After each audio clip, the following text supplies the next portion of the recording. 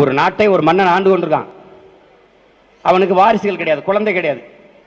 அவனுக்கு பின்னாடி நாட்டை ஆள்வது யார் என்ற சந்தேகம் அவனுக்கு வருது. என்னடா பண்ணலாம், நமக்கு பின்னாடி நம்ம இந்த நாட்டை ஆள ஒரு இளவரசன் தேவைப்படுறானே அப்படிங்கும்போது ஒரு தேர்வை வைக்கிறான், ஒரு போட்டியை வைக்கிறான். நாடெங்கிலும் தண்டோரா அறிவிக்கப்படுது, பறை அறிவிக்கப்படுது.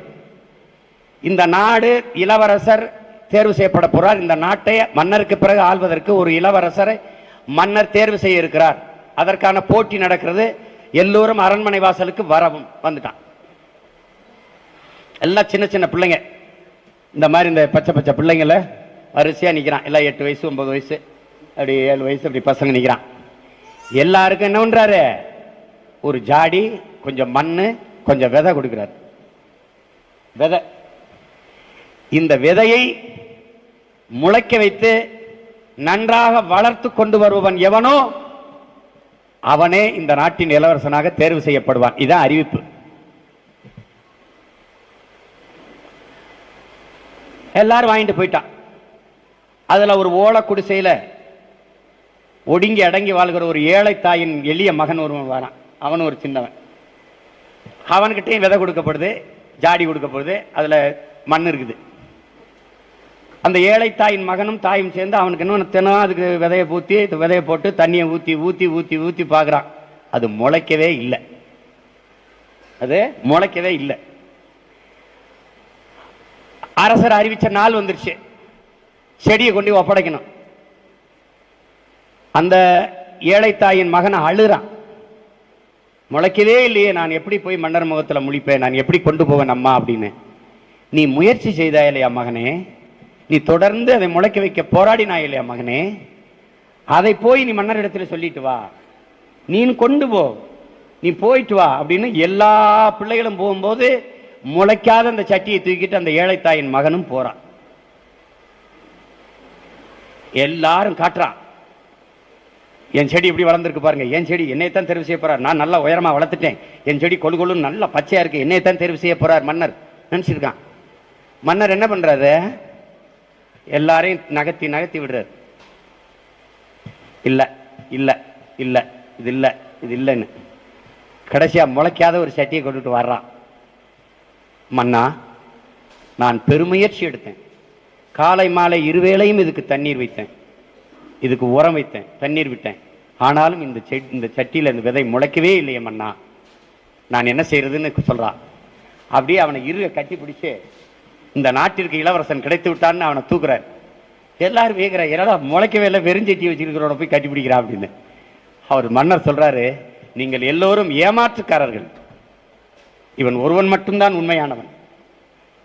ஏனென்றால் நான் உங்களுக்கு கொடுத்த விதைகள் எல்லாம் அவித்த விதைகள், அது எப்படி முளைக்கும், நீங்க எல்லா பயிலும் வேற விதையை போட்டு முளைக்க வச்சு கொண்டு வந்துட்டீங்க அயோக்கிய பயல்களா பதவிக்காக. அவன் உண்மையை வந்து சொன்னான், இவன் தாண்டா இந்த நாட்டின் இளவரசன்.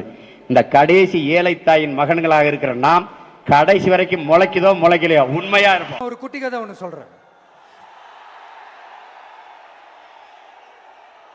ஒரு நாட்டில் ஒரு ராஜா தனக்கு பக்கபலமா இருக்கிறதுக்காக, கூட துணையா இருக்கிறதுக்காக ஒரு தளபதியை தேடுறாரு.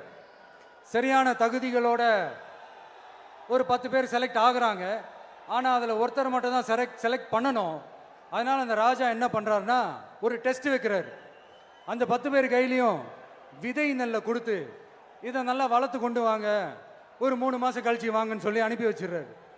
3 மாதம் கழிச்சு வரும்போது அதில் ஒருத்தர் ஆள் உயரத்துக்கு வளர்த்துருந்தாரு, ஒருத்தர் தோல் உயரத்துக்கு வளர்த்துருந்தாரு. அதில் ஒரு 9 பேரும் நல்லா வளர்த்து கொண்டு வந்திருந்தாங்க. ஒருத்தர் மட்டும் வெறும் தொட்டியோடவே வந்தார்.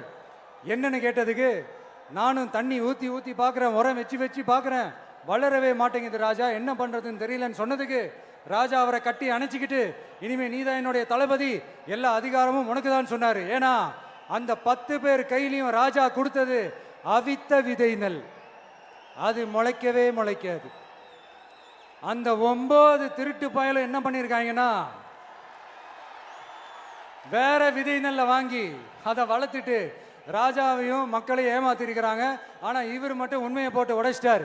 அதனால ஒரு நாட்டுக்கு திறமை எந்த அளவுக்கு முக்கியமோ அந்த அளவுக்கு உண்மையும் நேர்மையும் முக்கியம். இப்போ நீங்க எல்லாரும் தான் அந்த ராஜா. நீங்க தேர்ந்தெடுக்க போற அந்த தளபதி சும்மா சினிமாக்காரன். அம்பேத்கர் அவர்களை தோக்கடிச்சது சினிமாக்காரன் இல்ல, அரசியல்வாதி. காமராஜர் அவர்களை தோக்கடிச்சது இங்க விருதுநகர் பகுதியில் தோக்கடிச்சது சினிமாக்காரன் இல்ல, இன்னொரு அரசியல்வாதி. இன்னைக்கும் நம்ம கூட வாழ்ந்துட்டு இருக்கிற நல்ல கண்ணு ஐயாவை தோக்கடிச்சது சினிமாக்காரன் இல்ல, அரசியல்வாதி. இப்படிப்பட்ட நல்ல தலைவர்களை எதிர்த்து நின்று தோக்கடிக்கணும்னு அந்த எண்ணத்தை உருவாக்குனது சினிமாக்காரன் இல்ல, அரசியல்வாதி. அதனால எல்லா அரசியல்வாதியும் அறிவாளியும் கிடையாது, எல்லா சினிமாக்காரனும் முட்டாளும் கிடையாது. கான்பிடண்டா இருங்க, நல்லதே நடக்கும், வெற்றி நிச்சயம். நீங்கள் பார்த்து கொண்டிருப்பது C4Tech Tamil channel. Like, share and subscribe பண்ணுங்க.